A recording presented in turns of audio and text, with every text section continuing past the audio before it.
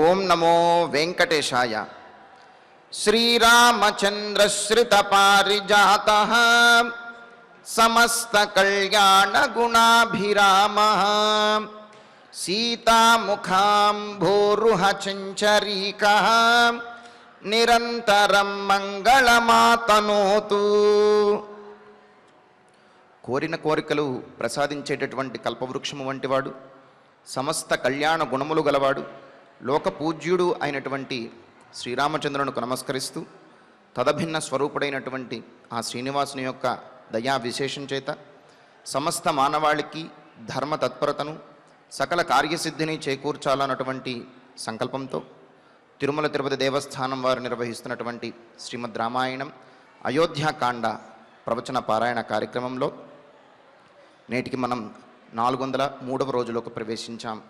ఈ కార్యక్రమంలో ముందుగా ఏమయ్యా ఓ రామయ్య అనేటటువంటి సంకీర్తనను శ్రీమాన్ కర్రా ఉదయ్ భాస్కర్ గారు, అన్నమాచార్య ప్రాజెక్టు కళాకారులు వారి బృందం యొక్క సహకారంతో ఆలపిస్తారు. శ్రవణం చేద్దాం. ఓం నమో వెంకటేశాయ.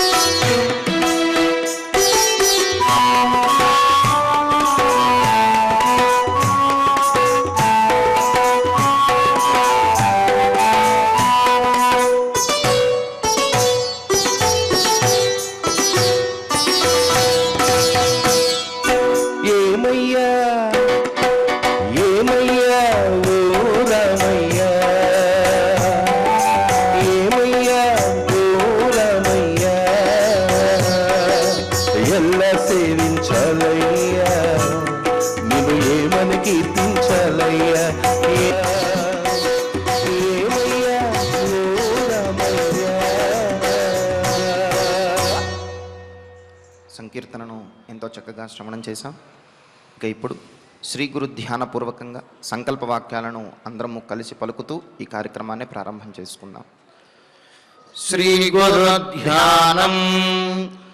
గురుర్బ్రహ్మా గురుర్విష్ణు గురుర్దేవో మహేశ్వరః గురుః సాక్షాత్ పరం బ్రహ్మ తస్మై శ్రీ గురవే నమః.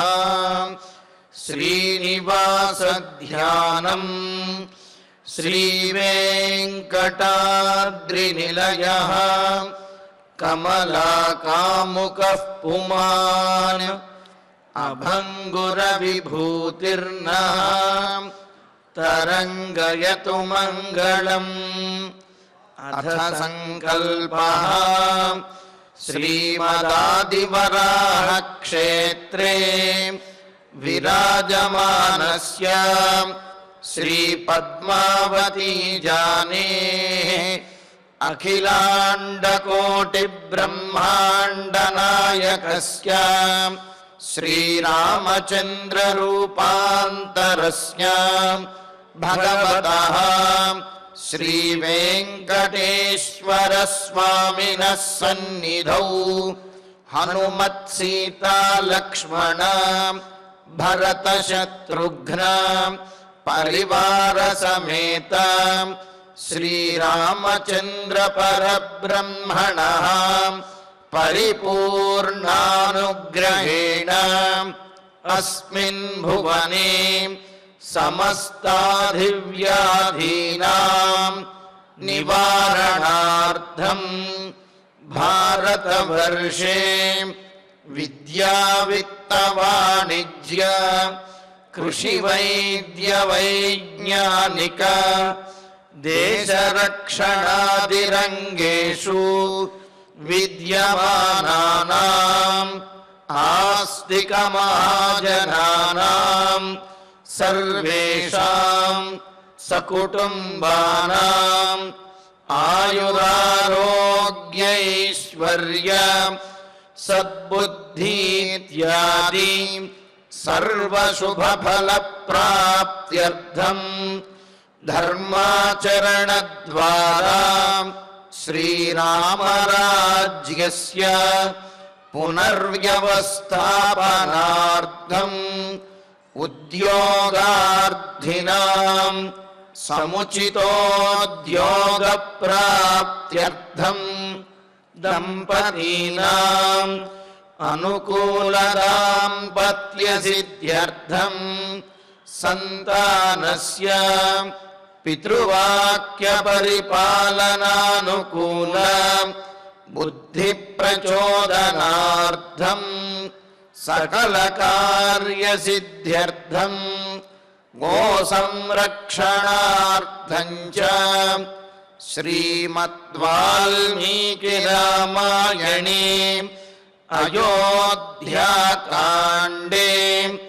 యథాశక్తి శ్లోకం వ్యాఖ్యాన పురస్సరం 250 సర్గ శ్లోక పారాయణం తథా శ్రీధన్వంతరి మంత్ర పారాయణం చ అన్యోన్య సహాయేన ఆచార్య ముఖేన కరిష్యామహే. శ్రీ వాల్మీకి ప్రార్థనా కూజంతం రామ రామేతి మధురం మధురాక్షరం ఆరుహ్య కవితా శాఖాం వందే వాల్మీకి కోకిలం. శ్రీ ఆంజనేయ ప్రార్థనా మనోజవం మారుతతుల్యవేగం జితేంద్రియం బుద్ధిమతాం వరిష్టం వాతాత్మజం వానరయూధముఖ్యం శ్రీరామదూతం శిరసా నమామి. శ్రీరామాయణ ప్రార్థనా వాల్మీకి గిరి సంభూత రామసాగరగామిని పునాతి భువనం పుణ్యా రామాయణ మహానదీ. శ్రీరామ ప్రార్థనా అయోధ్యాఖ్యేతు గుర్వర్ధే త్యక్త్వా రాజ్యం గిరౌ వసన్ పాదుకే భరతాయాదాత్ స రామః శరణం మమ. శ్రీరామచంద్ర పరబ్రహ్మణే నమః. అథ శ్రీమద్ రామాయణే ఆదికావ్యే అయోధ్యాకాండే 250 సర్గః. శ్రీమన్నారాయణ చరణౌ శరణం ప్రపద్యే. శ్రీమతే నారాయణాయ నమః. శ్రీరామాయ నమః. తతో వైఖాన సమ్మార్గం ఆస్థితః సహ లక్ష్మణః వ్రతమాదిష్టవాన్ రామః సహాయం గుహమబ్రవీత్. రామచంద్రమూర్తి గంగానదిని దాటబోతూ మరి సుమంత్రుల వారిని అక్కడి నుంచి వెనుకకు మరలమని చెప్పి ఆయనను ఓదార్చి వెనక్కు పంపడానికి సిద్ధమయ్యాడు. ఆయనని ఒప్పించాడు.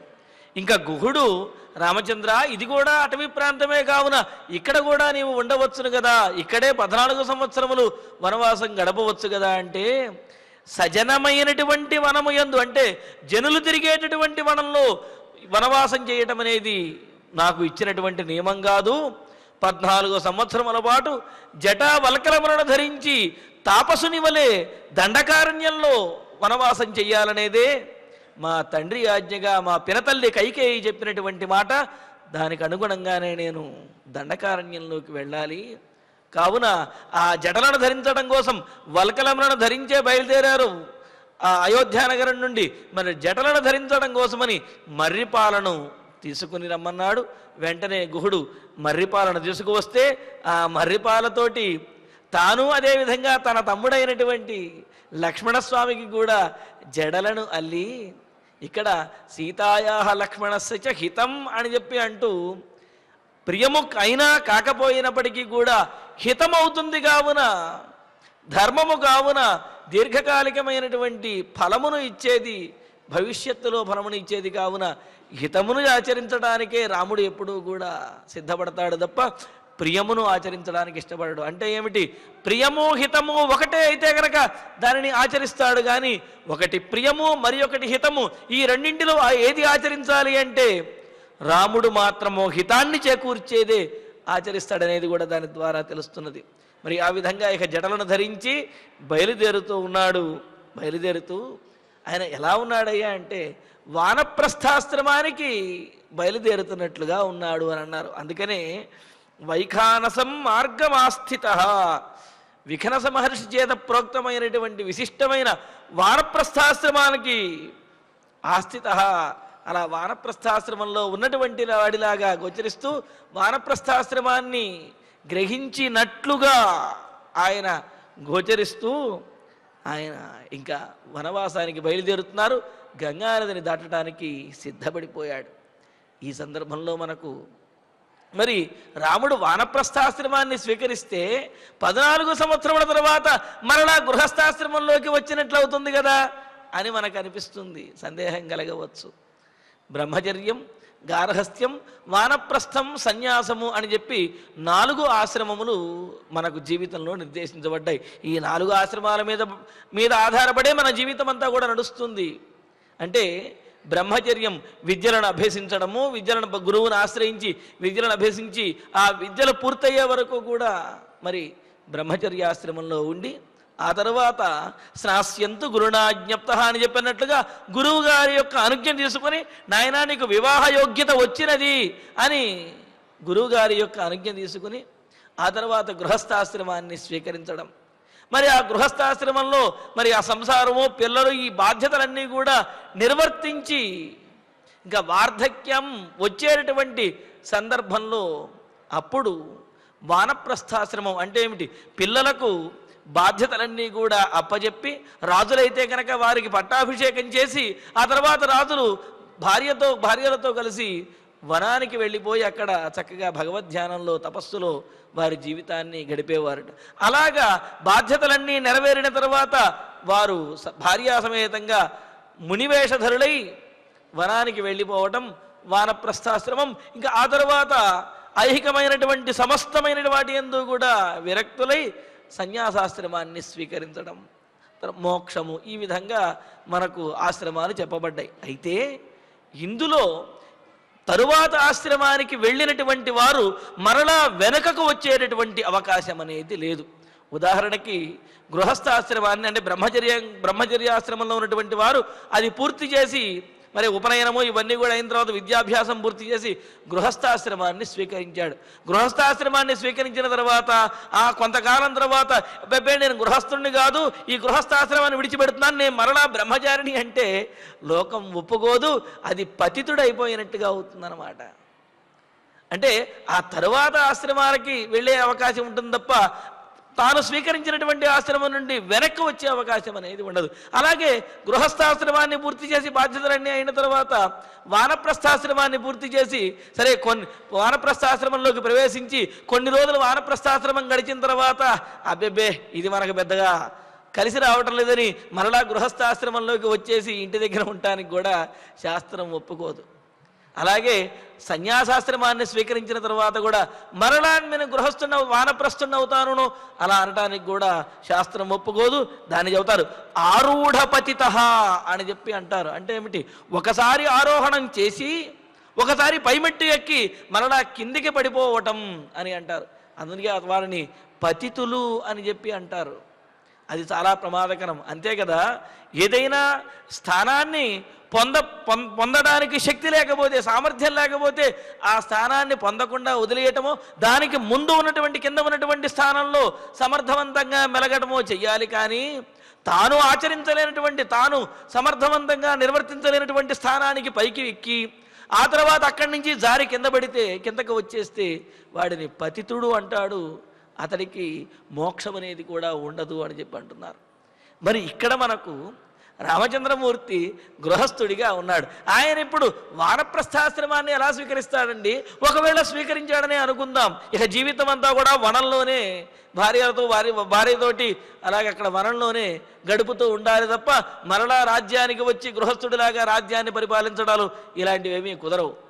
మరి ఇక్కడ రాముడు వానప్రస్థాశ్రమాన్ని స్వీకరించాడా అంటే లేదు. అందుకనే ఇంతకుముందు అనుకున్నాం వానప్రస్థాశ్రమం స్వీకరించినట్లుగా అని అనుకున్నాం తప్ప అంటే ఏమిటి? వానప్రస్థాశ్రమంలో ఏ విధమైనటువంటి కార్యాచరణ, ఏ విధమైనటువంటి నియమములు ఉంటాయో ఆ నియమములను ఈ 14 ఏళ్ళు కూడా పరిపాలించడం కోసం సిద్ధమయ్యాడు. అంతే తప్ప వానప్రస్థాశ్రమాన్ని రామచంద్రమూర్తి స్వీకరించలేదు. ఎందుకంటే ఒకసారి వానప్రస్థాన్ని స్వీకరిస్తే మరలా గృహస్థుడయ్యేటటువంటి అవకాశం అనేది ఉండదు. కావున ఇక్కడ రామచంద్రమూర్తి వానప్రస్థులైనటువంటి వారు. అందుకని ఇక్కడ ఏమన్నారు? వైఖానసం మార్గమాస్థిత అని చెప్పి అన్నారు. వైఖానస అంటే ఆ వానప్రస్థాశ్రమాన్ని స్వీకరించి అని అంటలేదు. వానప్రస్థులు ఏ విధంగా అయితే ఉంటారో వారి వేషము, వారి యొక్క నిత్యకర్మానుష్ఠానము, కార్యాచరణ ఏ విధంగా ఉంటాయో అటువంటి కార్యాచరణ, అటువంటి వేషాన్ని ధరించినటువంటి వాడై అని మాత్రమే మనం ఇక్కడ అర్థం చేసుకోవాలి. పైగా ఇక్కడ తన తండ్రి యొక్క ఆజ్ఞ కోసము 14 ఏళ్ళు వనవాసం చెయ్యాలి. మరి వనంలో ఉన్నప్పుడు వానప్రస్థులు ఏ విధంగా అయితే వ్యవహరిస్తారో ఆ విధంగా అధశ్చర్య, బ్రహ్మచర్యము, నిత్యకర్మానుష్ఠానము, తపస్సు ఈ విధమైనటువంటి కార్యాచరణ చెయ్యాలి. అలా చెయ్యటం కోసం ఆ విధమైనటువంటి వేషమును ధరించి రామచంద్రమూర్తి సిద్ధమయ్యాడనమాట ఇక్కడ. కావున రాముడు వానప్రస్థుడు లాగా ఆయన వేషము అలాగే వ్యవహారము అవన్నీ కూడా చేసుకుని వనంలోకి బయలుదేరి వెళుతున్నాడు రామచంద్రమూర్తి. మరి అక్కడ గంగానదిని దాటడానికి సిద్ధమయ్యి గుహునితోటి తన మీద ఆర్తితో చూస్తున్నటువంటి, తనని విడువలేకుండా ఉన్నటువంటి గుహునితో చెబుతున్నాడు. అప్రమత్తో బలే కోశే దుర్గే జనపదే తథా భవేధ గుహరాజ్యం హి దురారక్షతమం మతం. గుహుడ అంటే గుహుడు ఆ ప్రాంతంలో ఉన్నటువంటి నిషాదులకు రాజు.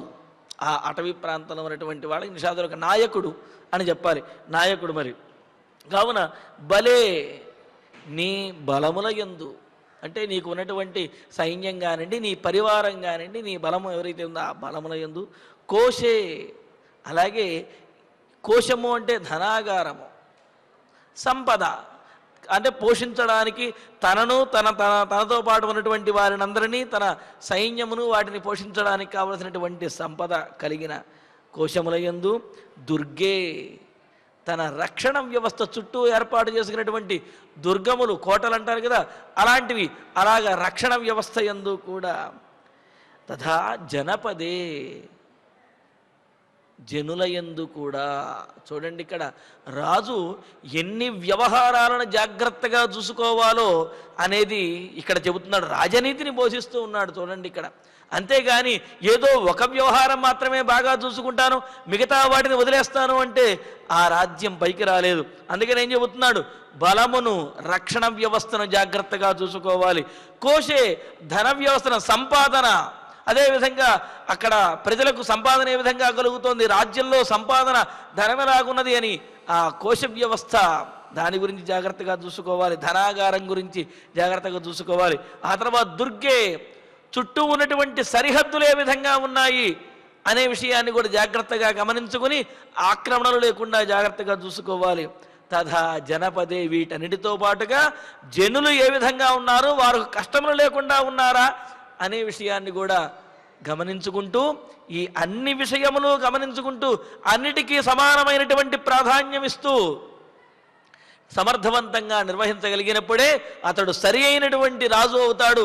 అలా కాకుండా వీటిలో ఏ ఒక్కటో గట్టిగా లేకపోతే గొప్పగా నిర్వహిస్తూ మిగతా వాటిని పక్కన పెట్టినట్లయితే అది సమర్థవంతమైనటువంటి రాచరికం అవ్వదు.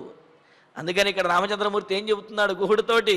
గుహ నీ బలమును, అదేవిధంగా కోశమును, దుర్గములను, ప్రజలను వీళ్ళందరినీ కూడా అప్రమత్త భవేధ, వీటన్నిటి విషయంలో, వీరందరి విషయంలో కూడా నువ్వు అప్రమత్తుడువై ఉండాలి. అంతేకాని ఏదో రాజభోగాలు అనుభవించడమో, లేకపోతే అక్కడ ఉన్నటువంటి నాయకుడిగా అందరూ జయ జయధ్వానాలు చెబుతూ ఉంటే ఆనందపడటమో, ఇలా కాదు. నువ్వు అప్రమత్తుడమై ఉండి వారందరినీ రక్షించడంలోనూ, వారికి సరైనటువంటి సౌకర్యాలు సమకూర్చడంలోనూ, రక్షణ వ్యవస్థను చూసుకోవడంలో, ఇలాగ అన్నింటిలోనూ కూడా నువ్వు అప్రమత్తుడమై ఉండి జాగ్రత్తగా నీ ప్రదేశాన్ని అదేవిధంగా అన్నింటినీ కూడా గమనించుకుంటూ ఉండు. రాజ్యం దురారక్షతమం. రాజ్యం అనేది సామాన్యంగా రక్షించబడేది కాదు. చాలా కష్టపడితే కానీ రాజ్యాన్ని కాపాడుకోలేరు. అందుకంటారు దుఃఖేన ఆసమంతాత్ రక్షితం శక్యం. ఇక్కడ దుఃఖేన రక్షితం అని చెప్పొచ్చు, కానీ ఇక్కడ ఆసమంతాత్ రక్షితం అంటే పూర్తిగా రక్షించాలి, పరిపూర్ణమైనటువంటి రక్షణ వ్యవస్థ కల్పించాలి అంటే చాలా కష్టపడవలసి వస్తుంది. అందుకనే ఎప్పుడూ కూడా అప్రమత్తుడు అయి ఉండి రాజ్యమనన్నిటినీ కూడా జాగ్రత్తగా గమనించుకోవయ్యా గుహ అని చెప్పి గుహుడికి చెబుతున్నాడు. ఎందుకు అంటే రక్షణ లేనటువంటి సంపద కానీ, రాజ్యము కానీ, స్త్రీ కానీ ఇవేవి కూడా సవ్యంగా ఉండలేవు. కావున వీటిని రక్షించి తీరాలి అని చెప్పి చెబుతున్నారు అని. అందుకనే గుహుడికి జాగ్రత్తలు చెప్పి తతస్థం సమనుజ్ఞాయ గుహమిక్ష్వాకు నందనం జగామతూర్ణమవ్యగ్రహ సభార్య సహ లక్ష్మణ. తతః ఈ విధంగా గుహుడికి జాగ్రత్తలు చెప్పిన తర్వాత ఇక్ష్వాకు నందన, ఇక్ష్వాకు వంశాన్ని ఆనందింపజేయడానికి, ఉద్ధరించడానికి అవతరించినటువంటి వాడైన శ్రీరామచంద్రుడు తం గుహం సమనుజ్ఞాయ, ఆ గుహుడి యొక్క అనుజ్ఞను తీసుకుని, అంటే ఏమిటి, వెళ్ళొస్తాను అని చెప్పి గుహుడితోటి చెప్పి వీడుకోలు పలికి అవ్యగ్రహ, ఇంకా వేటి మీద కూడా ఆసక్తి లేనటువంటి వాడై, తన లక్ష్యం ఏదైతే ఉందో ఆ లక్ష్యము మీదే దృష్టి కలిగినటువంటి వాడై అని అంటున్నాడు. అందుకనే కదా, అంటే అక్కడ ఒక రోజు గడిపాడు కావున ఇంకా ఆ ప్రదేశాన్ని విడవలేక కన్నీరు మున్నీరుగా విలపించడం ఇట్లాంటి వ్యవహారాలు ఏమీ లేవు. అక్కడ ఒకరోజు ఎందుకని బస చేయవలసి వచ్చింది, ఎందుకని ఉండవలసి వచ్చింది, తన లక్ష్యం కోసం వెళుతూ మధ్యలో అక్కడ ఒకరోజు ఒక రాత్రి ఉండవలసి వచ్చింది. అంతేగాని అక్కడ ఒక రాత్రి ఉన్నా కాబట్టి ఇంకా దాంతో అనుబంధం ఏర్పడిపోయింది, ఇంకెక్కడే ఉండాలి అనో, లేకపోతే అది విడవటానికి బాధపడటమనో అటువంటి వ్యవహారం ఏమీ లేదు. లక్ష్యము యందే రామచంద్రుడి యొక్క దృష్టి అనేది ఉంటుంది అనేది తెలియజేస్తున్నాడు. అవ్యగ్రహ, ఇంకా వేటి మీద కూడా ఆసక్తి లేనటువంటి వాడే లక్ష్యం వైపే ఆయన అడుగులు వేస్తూ, అంటే ఆ దండకారణ్యానికి వెళ్ళడానికి, గంగానదిని దాటడానికి ఆయన అడుగులు వేస్తూ సభార్య సహ లక్ష్మణ, భార్యతో కూడినటువంటి వాడే సీతాసమేతుడై, అలాగే లక్ష్మణుడితో కూడినటువంటి వాడై తూర్ణంజగామా, ఇక అక్కడ నుంచి త్వరగా నదిని దాటడానికి బయలుదేరుతూ ఉన్నాడు. మరి ఈ సందర్భంలో ఇది మనకు వాల్మీకి రామాయణంలో చెప్పినటువంటి విశేషం అన్నమాట. ఈ సందర్భంలో ఆధ్యాత్మ రామాయణంలో ఇంకాస్త చమత్కారంగా మనకు తెలియజేశారు. ఏమిటి అంటే, మరి రాముడు అలా పడవ ఎక్కడానికి వెళ్ళే సందర్భంలో గుహుడు రాముణ్ణి ఒక్కసారి ఆపి ఆయన యొక్క పాదములు గడిగి ఆ తరువాత పడవ ఎక్కమని చెప్పి ప్రార్థించినట్లుగా మనకు ఆధ్యాత్మ రామాయణంలో ఉన్నదన్నమాట. ఆ సందర్భంలో క్షాళయామి తవ పాద పంకజం నాథదారు దృషదోకిమంతరం మానుషీకరణ చూర్ణమస్థితే పాదయోరితి కథా ప్రధీయసి. రామచంద్ర, ఏమిటి త్వరగా వెళ్ళి పడవెక్కేద్దాం అనుకుంటున్నావు? నాదొక్క మొర ఉన్నదయ్యా, ఆలకించు. ఎందుకు అంటే నీ పాదపద్మాలని ఒక్కసారి నేను కడుగుతాను, నీ పాద ప్రక్షాళన చేస్తాను, నీ పాదములను సేవించుకుంటాను. ఎందుకంటావేమో కేవలం భక్తితో మాత్రమే అనుకుంటున్నామేమో, ఇందులో మరొక ఆంతర్యం కూడా ఉన్నది. ఎందుకు అంటే రాయికి చెక్కకి పెద్ద తేడా ఏముందయ్యా, రెండూ కూడా కదలలేనటువంటివి. అటువంటిది నీవు నీ పాదము రాయికి తగిలితే నీ పాద ధూళి సోకి రాయి స్త్రీగా మారింది అంటే అహల్యాశాప వృత్తాంతాన్ని ఇక్కడ స్మరించుకోవాలి మనం. ఇలాగా ఆ రాయి నీ కాలి యొక్క ధూళితోటి, పాదము యొక్క ధూళితోటి రాయి కూడా స్త్రీగా మారిపోయింది. కావున నీ పాదాలకేమైనా కనుక కాస్త ధూళి ఉన్నట్లయితే ముందు దాన్ని ప్రక్షాళన చెయ్యని అని అంటున్నాడు. ఎందుకు అంటే మానుషీకరణ చూర్ణమస్థితే, రామచంద్ర నీ పాదముల మీద ఉన్నటువంటి దుమ్ముకి, ఆ ధూళికి మానుషీకరణ చూర్ణం అంటే రాయిని కూడా మనిషిగా మార్చేటటువంటి శక్తి ఉన్నది అని చెప్పి ఈ లోకంలో చాలా ప్రసిద్ధి ఉన్నదయ్యా. అటువంటి ధూళి నీ పాదముల చెంత ఉంటుంది.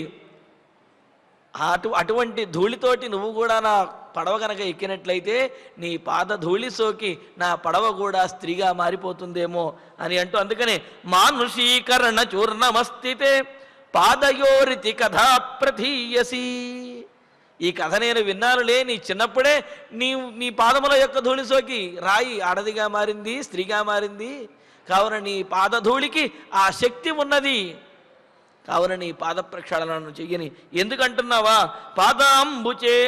పాదాంబుజం తే విమలం హి కృత్వా పశ్చాత్పరం తీరమహం నయామి. నీ పాదములు కడిగి నీ పాదముల మీద ఉన్నటువంటి ధూళి మొత్తాన్ని కూడా శుభ్రం చేసి ఆ తర్వాతనే నిన్ను పడవ దగ్గరికి తీసుకువెళతాను, నదీ తీరానికి తీసుకువెళతాను.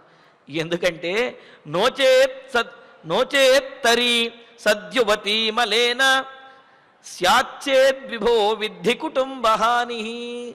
అలా కనుక చేయకపోతే, నీ పాదములు శుభ్రం చేయకుండా నిన్ను కనుక పడవ కనుక ఎక్కరించినట్లయితే నీ పాద ధూళితోటి నా పడవ కూడా స్త్రీగా కనుక మారిపోయినట్లయితే విభో కుటుంబహాని, నాకు జీవనాధారంగా ఉన్నదయ్యా ఆ పడవ. నువ్వు ఆ పడవని ఇప్పుడు స్త్రీగా మార్చేస్తే నాకు జీవనాధారము, నా కుటుంబానికి హాని కలగవచ్చు. లేదా ఆ పడవ కనుక స్త్రీగా మారింది అంటే మా ఆవిడ మళ్ళీ వచ్చేస్తుంది ఇక్కడికి. ఎవరయ్యా ఆవిడ? ఇంతకాలం ఆ పడవను నడిపాము, అది ఇప్పుడు స్త్రీగా మారింది అని చెప్పి మా ఆవిడ నా దగ్గరికి వచ్చి పోట్లాడుతుంది, దాంతో కుటుంబ హాని కలగవచ్చు అని చెప్పి అంటూ ఇక్కడ నోచేత్తరీ సద్యువతీ మలేన శాత్యేద్విభో విద్ధి కుటుంబహాని. ఈ పడవ కనుక స్త్రీగా మారిపోతే నాకు బ్రతుకు తెరువుగా ఉన్నటువంటి, నా జీవనాధారంగా ఉన్నటువంటి, నాకు ఉద్యోగంగా ఉన్నటువంటి ఈ పడవను నేను కోల్పోతే నా కుటుంబాన్ని ఎలా పోషించుకోగలుగుతానయ్యా నేను? కావున నాకు ఆధారంగా ఉన్నటువంటి ఈ పడవను కూడా నువ్వు నీ పాదముల యొక్క ధూళితోటి స్త్రీగా మార్చేస్తే అప్పుడు నాకు అది ఇబ్బందికరం. కావున నీ పాదముల మీద ఉన్నటువంటి ధూళిని మొదట నేను ప్రక్షాళన చేస్తాను, నీ పాదములు కడుగుతాను, ఆ తరువాత ఆ పడవను ఎక్కుదుగానివి అని చెప్పి గుహుడు రాముణ్ణి ప్రార్థించాడని ఆధ్యాత్మ రామాయణంలో మనకు ఈ సన్నివేశాన్ని చాలా గొప్పగా చమత్కారంగా వర్ణించారన్నమాట.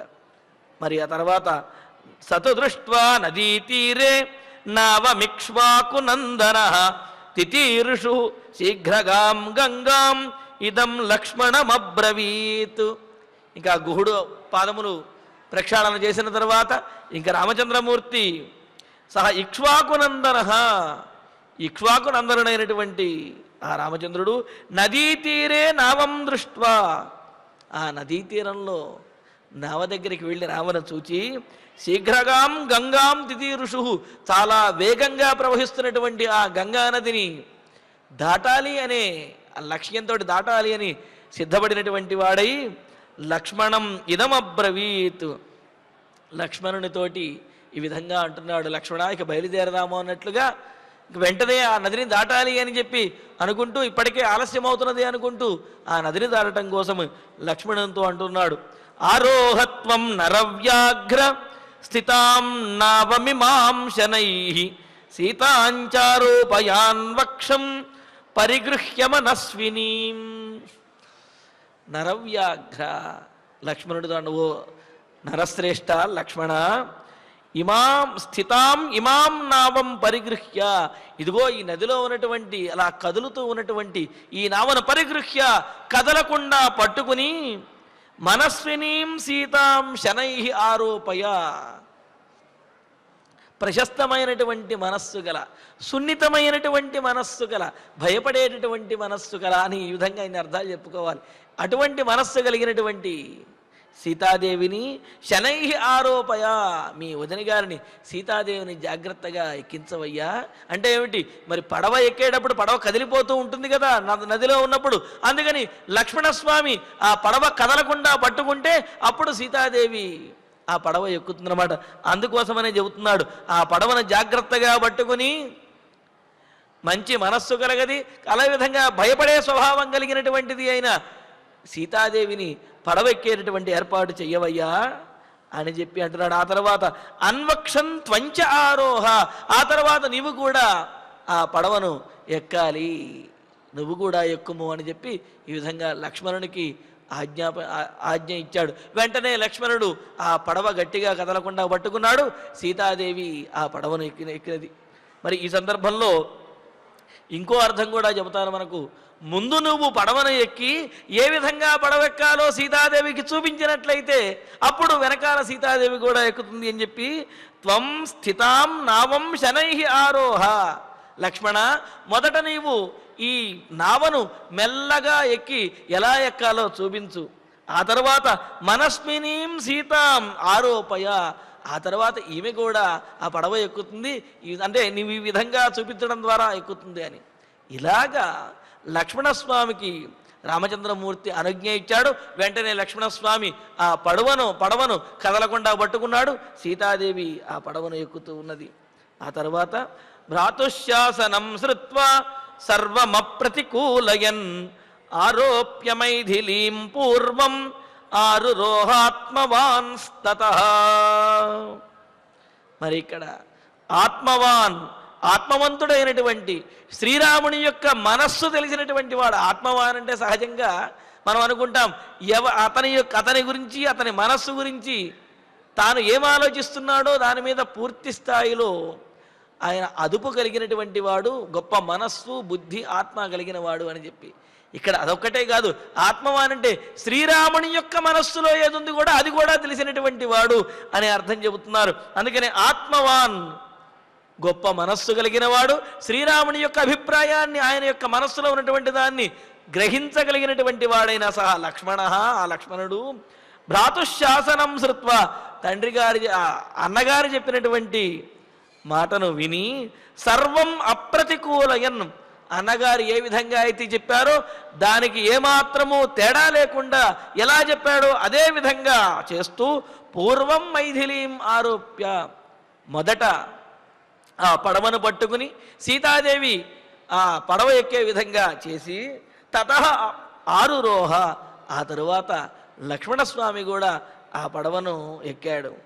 ఎక్కిన తర్వాత అధారురోహ తేజస్వి స్వయం లక్ష్మణ పూర్వజ తతో నిషాదాధిపతి రుహోజ్ఞాతీన్ అచోదయత్ గుహోజాతీన్ అచోదయత్. ఇక్కడ ఇంకా ఆ తర్వాత సీతాదేవి పడవెక్కినది, లక్ష్మణస్వామి, ఆ తర్వాత ఇంకా రామచంద్రమూర్తి, ఆ తర్వాత తేజస్వి, తేజోవంతుడైనటువంటి వాడైన, గొప్ప తేజస్సు కలిగినటువంటి వాడైన లక్ష్మణాగ్రజ, లక్ష్మణుని యొక్క అగ్రజుడైన రామచంద్రమూర్తి. అంటే ఏమిటి, ముందు తనతో పాటు ఎవరైతే వచ్చారో వారిని ఆ పడవ ఎక్కించి వారు క్షేమంగా పడవలోకి ఎక్కారు అని తెలిసిన తర్వాత అప్పుడు రామచంద్రమూర్తి పడవలోకి ఎక్కుతున్నాడు అనమాట. లక్ష్మణ పూర్వజ, లక్ష్మణుడు యొక్క అగ్రజుడైనటువంటి, లక్ష్మణుడి కంటే ముందు పుట్టిన వాడైనటువంటి రామచంద్రుడు. అంటే పెద్దవారి యొక్క బాధ్యత ఏమిటి అనేది ఇక్కడ రాముడు తాను ఆచరించి మనకు చూపిస్తూ ఉన్నాడు. స్వయం ఆరురోహ, ఆ తరువాత తనంతట తానుగా రామచంద్రమూర్తి కూడా ఆ పడవనెక్కాడు. తతః నిషాదాధిపతి గుహ, ఆ తరువాత ఆ నావికులకు, నిషాదులకు రాజు, ఆ నాయకుడైనటువంటి ఆ గుహుడు జ్ఞాతీన్ అచోదయతు, తన వారిని, తన బంధువులంటే ఆ నావ నడిపేవారు ఎవరైతే ఉంటారో వారిని అచోదయతు అనుజ్ఞ ఇచ్చాడు. ఇంకా నావను పోనిమ్మన్నట్టుగా వారికి చెబుతూ ఉన్నాడు అవతల ఒడ్డుకి తీసుకువెళ్ళమని చెప్పి. రాఘవోపి మహాతేజ నావమారుహ్యతాం తతః బ్రహ్మవతు క్షత్రవచ్చైవ జజాపహితమాత్మనః. ఇంకా రామచంద్రుడు కూడా పడవను బయలుదేరదీస్తూ, ఆ బయలుదేరే ముందు సహజంగా మనం ఇంతకుముందు రథం బయలుదేరేటప్పుడు చేసేటటువంటి ఆ కృత్యములను, అదేవిధంగా ఆ వైదికమైనటువంటి క్రియలను పూర్వం చెప్పుకున్నాం. అదేవిధంగా పడవ ఎక్కిన తర్వాత పడవ బయలుదేరేటప్పుడు కూడా వైదికమైనటువంటి కొన్ని మంత్రములను ఉచ్చరించాలి అని అన్నారు. ఎందుకోసము అంటే ఆ నదీ ప్రయాణం అనేది క్షేమంగా జరగటం కోసము, ఆ నదిలో ఉన్నటువంటి వరుణదేవుడు అనుగ్రహించడం కోసం, ఆయన యొక్క అనుగ్రహం కలగటం కోసం అని చెప్పి కొన్ని మంత్రాలను పఠించాలి అని చెప్పి మనకు వేదం తెలియజేస్తున్నది. అందుకనే రాఘవోపి మహాతేజా నావమారుహ్యతాం తతః బ్రహ్మవత్ క్షత్రవచ్చేవ జజాప హితమాత్మన అంటూ ఆ తరువాత మహాతేజా పడవలో ఎక్కినటువంటి రామచంద్రమూర్తి పడవ బయలుదేరుతూ ఉండగా తాం నావమారుహ్య ఆ పడవలో కూర్చొని బ్రహ్మవతు బ్రాహ్మణోత్తములు అలాగే క్షత్రవతు క్షత్రియులు కూడా పఠించేటటువంటి మంత్రమును బ్రహ్మవతు క్షత్రవత్ అని చెప్పి ఇక్కడ బ్రాహ్మణులు క్షత్రియులు వీరు ఆ పడవ ప్రయాణం చేసేటప్పుడు చదివేటటువంటి మంత్రములు ఏవైతే ఉన్నాయో అవి ఆత్మనః హితం జజాప. ఆత్మనః తనకు తన వారికి కూడా మేలు జరగాలి, హితం కలగాలి అని అంటూ ఆయన జజాప ఆ మంత్రాలను జపించాడు అని చెప్పి అన్నారు. ఇక్కడ మనకు దేవీం నామం అని చెప్పి ఒక మంత్రాన్ని పఠించటము అది పరిపాటిగా అంటే సంప్రదాయంగా మనకు తెలుస్తున్నది. అలాగే సుత్రామాణం అనేటువంటి మంత్రం కూడా ఆ మంత్రంలో కూడా బ్రహ్మకు అదేవిధంగా క్షత్రియులకు సంబంధించినటువంటి ఆ మంత్రములు ఉన్నాయి. వాటినన్నిటినీ కూడా పఠించి ఆ నావ ప్రయాణాన్ని కొనసాగించాలి అని చెప్పి అంటున్నారు. ఈ విధంగా ఆచమ్యచ యథాశాస్త్రం సరీం తాం సహసీతయా ప్రాణమత్ ప్రీతి సంహృష్ట లక్ష్మణశ్చామిత ప్రభ. రామచంద్రమూర్తి ఇంకా ఆ పడవ ప్రయాణాన్ని ప్రారంభిస్తూ అక్కడ చదవవలసినటువంటి మంత్రములు ఏవైతే ఉన్నాయో వాటిని చదివి అంటే ఏమిటి ఈ సందర్భంలో ఎక్కడ కూడా రాముడు సంప్రదాయాన్ని కానీ వైదిక ఆచారములను కానీ దేనిని విడవటం లేదు. ఎటువంటి పరిస్థితిలో ఉన్నా తాను ఆచరించవలసినటువంటి వాటిని ఆచరిస్తూనే ఉన్నాడు. మరి అందుకనే ఇక్కడ ఆ పడవ ప్రయాణం జరిగే సందర్భంలో బయలుదేరుతూ ఒక పక్క గుహుడు బాధపడుతూ ఉన్నాడు, మరొక పక్క సుమంత్రుల వారు విడవలేకుండా ఉన్నారు, వారిని ఓదార్చాడు. వెళుతున్నటువంటిది ఏమైనా ఉత్సవానికి కాదు, వనవాసానికి దండకారణ్యంలోకి వెళుతున్నాడు. అయినప్పటికీ అంటే ఉద్వేగకరమైనటువంటి పరిస్థితి ఉన్నప్పటికీ కూడా రాముడు ఉద్వేగపడకుండా ఆ సందర్భంలో తాను చేయవలసినటువంటి కర్తవ్యం ఏమిటి అనేది మాత్రము గుర్తుంచుకుని ప్రతి విషయాన్ని కూడా ఆయన ఆచరిస్తూ ఉన్నాడు. మరి అందులో భాగంగానే ఇలాగా పడవ బయలుదేరేటప్పుడు చెప్పవలసినటువంటి మంత్రములు ఏవైతే ఉన్నాయో ఆ మంత్రములను కూడా చక్కగా జాగ్రత్తగా పఠించాడు. అందరికీ క్షేమం కలగాలి అని చెప్పి పఠించి ఆచమ్యచ యథాశాస్త్రం సరీంతాం సహసీతయా అని చెప్పి అంటూ ఇంకా ఆ పడవలో ఎక్కిన వెంటనే ఆచమనం కూడా చేశాడు. అంటే ఏదైనా గొప్పదైనటువంటి ఆధ్యాత్మికమైన లేకపోతే వైదికమైన ముఖ్యమైనటువంటి కార్యం చేస్తున్నప్పుడు ఆచమనం చేయటము అనేది మనకు సంప్రదాయంగా వస్తున్నది.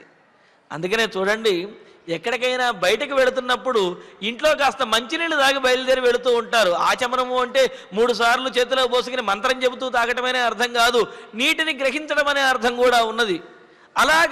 అలా మంచినీళ్ళు తాగి కనుక వెళ్ళినట్లయితే ఆ కార్యం అనేది సఫలమవుతుంది అనేది మన పూర్వం నుంచి వస్తున్నటువంటి సంప్రదాయం, నమ్మకం, ఆచారంగా కొనసాగుతున్నది.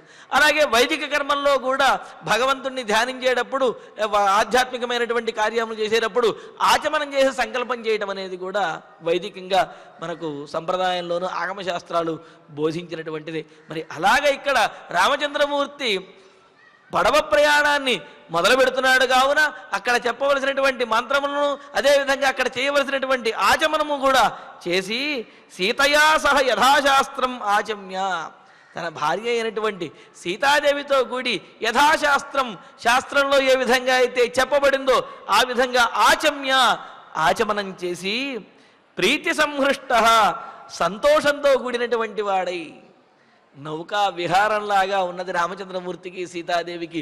చూచే వాళ్ళకేమో వీరు వనవాసానికి వెళుతున్నారని బాధపడుతుంటే వారు మాత్రము నౌకా విహారం చేస్తున్నట్లుగా ఆనందపడుతున్నారట.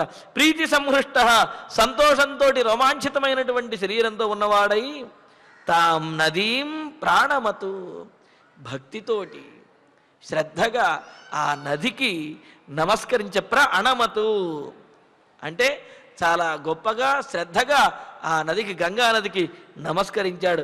అమిత ప్రభ లక్ష్మణశ్చ, ఇంకా లక్ష్మణుడు కూడా ఆచమనం చేసి గంగానదికి నమస్కరించి, అమ్మా నీ నదిలో మేము ప్రయాణిస్తున్నాము, మమ్మల్ని క్షేమంగా ఈ నదిని దాటించు అని చెప్పి ప్రార్థించి మరి అక్కడ చెప్పవలసినటువంటి మంత్రములను చెప్పి ముందుకి వెళుతూ ఉన్నారు. ఉత్తీర్యోదకమాచామేత్ అవతీర్య తథైవచ ఏవం స్యాత్ తేజసాయుక్తో వరుణోపి సుపూజిత అని అంటూ మరి ఈ విధంగా ఆచమనం చేయవలసినటువంటి అవసరం ఏమిటంటే అంటే పడవను ఎక్కిన తర్వాత ఆచమనం చేయటము, పడవ దిగిన తర్వాత కూడా ఆ ప్రయాణం పూర్తయిన తర్వాత కూడా ఆచమనం చేసి ఆ నదీ దేవతలకు నమస్కరించాలి అన్నారు. ఇలా గనక చేసినట్లయితే వరుణదేవుని యొక్క అనుగ్రహము కలుగుతుంది. తద్వారా తేజస్సు, శరీరంలో తేజస్సు, ఓజస్సు, శక్తి ఇవి పెరుగుతాయి అంటున్నాడు. అందుకనే కదా ఇప్పటికీ కూడా మనం పడవలో వెళ్ళకపోయినా సరే ఏదైనా వంతెన దాటుతూ ఉన్నప్పుడు ఆ వంతెనలో కాస్త మనం ధనాన్ని వేయటమో చేస్తూ ఉంటాము. పూర్వం అయితే రాగి నాణ్యాలను వేయటం చేస్తూ ఉంటారు. అంటే ఏమిటి, అలా వేసి నమస్కరించడం ద్వారా ఆ జలాధిష్టాన దేవతల యొక్క అనుగ్రహంతో మన శరీరంలో ఆరోగ్యము, తేజస్సు, ఆయుష్ కూడా కలుగుతాయి అని చెప్పి మనకు శాస్త్రం తెలియజేస్తున్నది. అందుకనే ఇక్కడ ఆ స్మృతులు అన్నీ తెలిసినటువంటి వాడు కావుననే రామచంద్రమూర్తి తాను ఆ పడవలో గంగా నదిని దాటబోతూ ఈ విధంగా వైదికమైనటువంటి కార్యములు ఏవైతే ఉన్నాయో మంత్రములను పఠించడము, ఆచమనం చేయటము ఇదంతా కూడా చేస్తూ ఉన్నాడనమాట.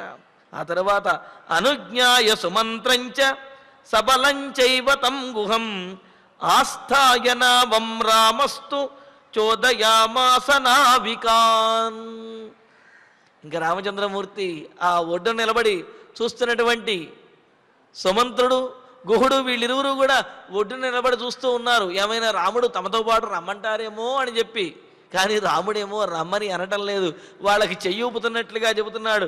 అనుజ్ఞాయ సుమంత్రంచ సబలంచైవ తం గుహం అని అంటూ రామ మరి ఇంకా రాముడైతే సుమంత్రంచ తనను గంగానది వరకు తీసుకువచ్చినటువంటి తన సారథి అయినటువంటి సుమంత్రుల వారిని, సబలం తం గుహంచైవ తన పరివారంతో కూడినటువంటి వాడైన గుహుడిని కూడా అనుజ్ఞాయ ఇంక మీరు ఉండండి, జాగ్రత్తగా ఉండండి, నేను వెళ్ళి వస్తాను అని చెప్పి వాళ్ళకి వీడ్కోలు పలికి వెళ్ళొస్తానని చెప్పి నావం ఆస్థాయ ఇంకా నావలోనే కూర్చొని ఉండి నావికాన్ చోదయామాస ఆ పడవ నడిపే వారిని ప్రేరేపిస్తున్నాడు.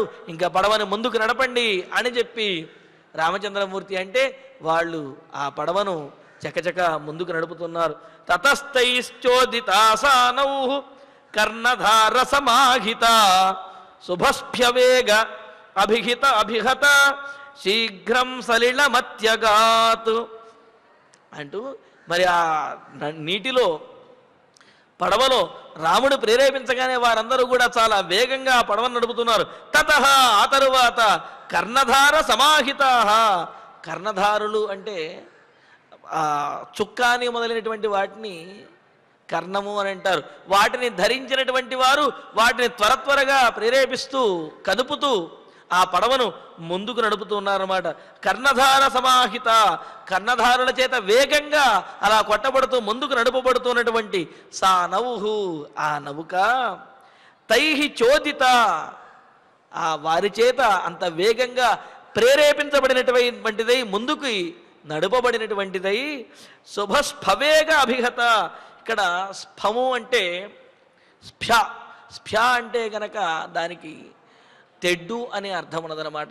స్ఫ్యవేగ అభిహత అంటే తెడ్డు యొక్క వేగము చేత వేగముగా తెడ్డుని అలా కదపటం ద్వారా అభిహత ముందుకు తొయ్యబడుతూ ఉన్నటువంటిదే, ముందుకు కదులుతున్నటువంటిది.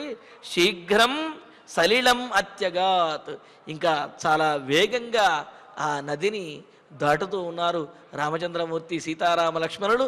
పడవలో గుహుడు ఏర్పాటు చేసినటువంటి ఆ పడవలో ఆ నావికులు చాలా వేగంగా ఆ పడవను నడుపుతూ ఉంటే ఆ విధంగా గంగానదిని దాటుతూ ఉన్నారు. మరి గంగానదిని దాటిన తర్వాత ఏం జరిగింది, అక్కడ ఉన్నటువంటి విశేషములు ఏమిటనేది తరువాతి ప్రవచనంలో తెలుసుకుందాము. ఇక ఇప్పుడు ఆచార్యుల వారి ద్వారా శ్లోకాలను పారాయణ చేసుకుందాము. తతః వైఖానసమ్మార్గం ఆస్థితః సహ లక్ష్మణః వ్రతం వ్రతం ఆదిష్టవాన్ రామః ఆదిష్టవాన్ రామః సహాయం గుహమబ్రవీత్ అప్రమత్తః బలే కోశే దుర్గే జనపదే తథా భవేథా గుహరాజ్యం హి దురారక్షతమం మతం తతస్థం సమనుజ్ఞాయ గుహం ఇక్ష్వాకునందనః జగామ తూర్ణమవ్యగ్రహ సభార్యః సహ లక్ష్మణః సతు దృష్ట్వా నదీతీరే నావం ఇక్ష్వాకునందనః తితీర్షుః శీఘ్రగాం గంగాం ఇదం లక్ష్మణమబ్రవీత్ ఆరోహత్వం నరవ్యాఘ్ర స్థితాం నావమిమాం శనైః సీతాంచ ఆరోపయాన్ వక్షం పరిగృహ్య మనస్విని సభ్రాతుః శాసనం శ్రుత్వా సర్వం అప్రతికూలయన్ ఆరోప్య మైథిలీం పూర్వం ఆరురోహ ఆత్మవాంస్తతః అధారురోహ తేజస్వీ స్వయం లక్ష్మణపూర్వజః తతః నిషాదాధిపతిః గుహోజ్ఞాతీన్ అచోదయత్ రాఘవోపి మహాతేజాః నావమారుహ్య తాం తతః బ్రహ్మవత్ క్షత్రవచ్చైవ జజాప హితమాత్మనః ఆచమ్య చ యథాశాస్త్రం నదీం తాం సహ సీతయా ప్రాణమత్ ప్రీతి సంహృష్టః లక్ష్మణశ్చ అమిత ప్రభః అనుజ్ఞాయ సుమంత్రం చ సబలంచైవ తంగుహం ఆస్థాయ నావం రామస్తు చోదయామాస నావికాన్ తతస్తైశ్చోదితా సానౌః కర్ణధారా సమాహిత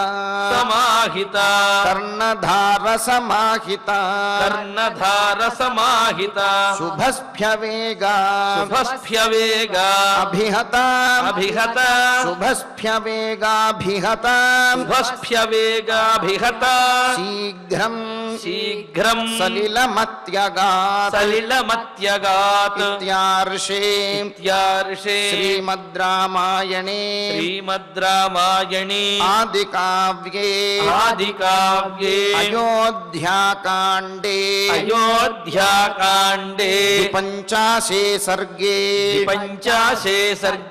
ఏకాదశ శ్లోకాః ఫలశ్రుతి నుండి మంగళాంతం వరకు అందరము కలిసి పఠిద్దాం.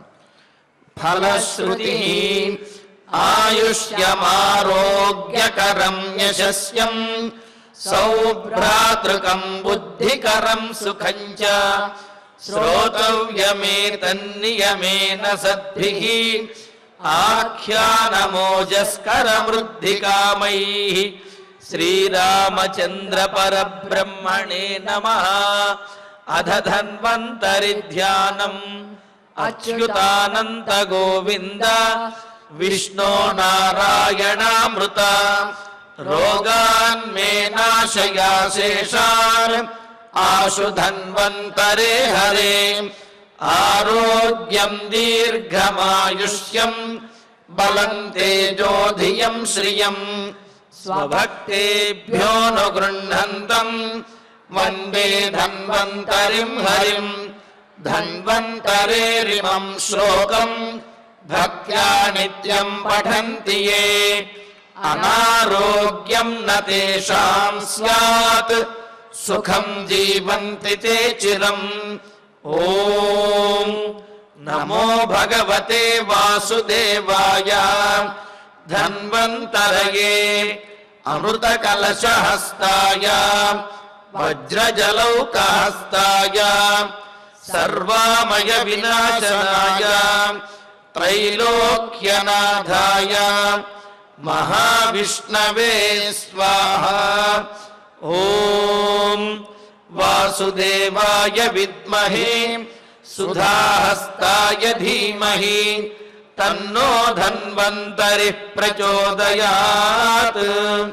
అధనవగ్రహ ప్రార్థనా ఆరోగ్యం పద్మబంధుర్వితరతు నితరాం సంపదం శీతరశ్మిః భూలాభం భూమిపుత్రః సకలగుణయుతాం వాగ్విభూతిం చ సౌమ్యః సౌభాగ్యం దేవమంత్రీ రిపుభయశమనం భార్గవః శౌర్యమార్కిః దీర్ఘాయుః సైంహికేయః విపులతరయశః కేతుః ఆచంద్రతారం. అరిష్టాని ప్రణశ్యంతు దురితాని భయాని చ శాంతిరస్తు శుభం మేస్తు గ్రహాః కుర్వంతు మంగళం. అధ క్షమా ప్రార్థనా యదక్షరపదభ్రష్టం మాత్రాహీనం చ యద్భవేత్ తత్సర్వం క్షమ్యతాం దేవ నారాయణ నమోస్తుతే. అథ భగవత్ సమర్పణం కాయేన వాచా మనసేంద్రియైర్వా బుద్ధ్యాత్మనా వా ప్రకృతే స్వభావాత్ కరోమి యద్యత్ సకలం పరస్మై నారాయణాయేతి సమర్పయామి. అధ మంగళం శ్రియః కాంతాయ కళ్యాణ నిధయే నిధయేర్ధినాం శ్రీవేంకట నివాసాయ శ్రీనివాసాయ మంగళం.